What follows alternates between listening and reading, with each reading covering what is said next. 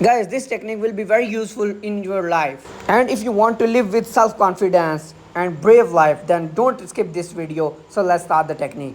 If you're walking in a street like this way, an enemy comes to you and grab your collar in this position, then what you do here? Step number 1, keep your both arms up like this position. If he attacks you, then your arms will be here for defending yourself like this way.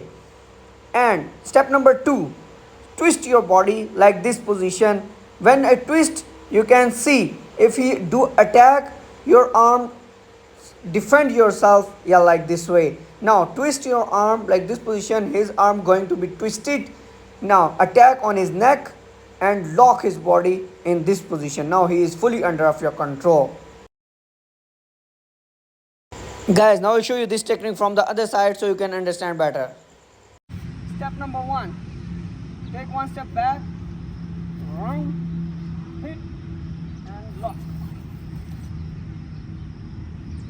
Guys, now I'll show you this technique in real. Yes.